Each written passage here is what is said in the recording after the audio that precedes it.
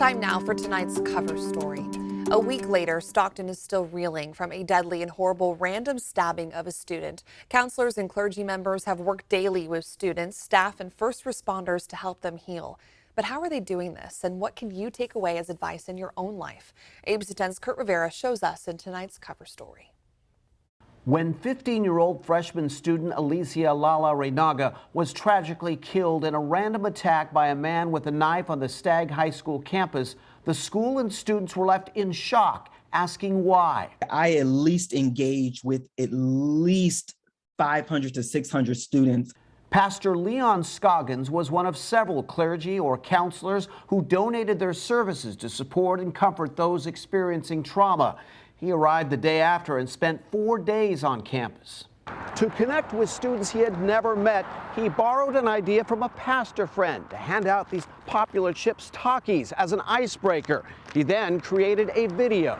We're offering Takis and prayer. We did 100 bags today. I believe we can do more. By the end of the day, enough money was raised to buy 1,000 Takis. After that encounter, throughout the week, I was able to build a rapport with people, with the young people, with the staff, as well as the students. And they see me on campus. Hey, Pastor, how you doing? Can you pray for me? Part of his message to those he counseled: some tragedies in life are simply unexpected.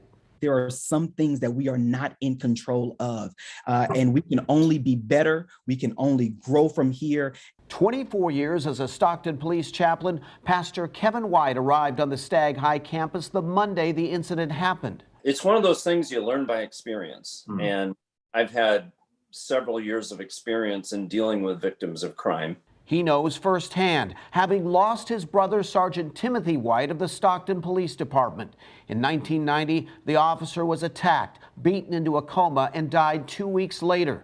That experience he carried with him when he offered his counseling expertise to students and staff at Stagg. Quickly found some conversations, some ways to start the conversation, like saying, which classroom were you in when this happened? One girl told me her dad was sobbing when she left for school Tuesday. White says replaying traumatic thoughts or images in one's mind can lead to this. A lot of people think they're going insane. His advice anyone can use. One of the first things I tell them is where you're at right now is not where you're going to be stuck for the rest of your life. So just know that. He also explained to students what he calls the brain science and how terrible memories in the back of your mind must be dealt with in the open to help in recovery. When you verbalize it, or when you handwrite, like in a journal, your thoughts and feelings about it, it moves those traumatic memories to the processing part of your brain. It's like taking a stack of papers and taking the time to file it where it goes. Stockton Unified School District counselors and counselors at the high school are also helping students deal with that trauma they experienced. We reached out to the district to request an interview with a Stagg counselor, but we were told even for the counselors, it's still too raw to discuss.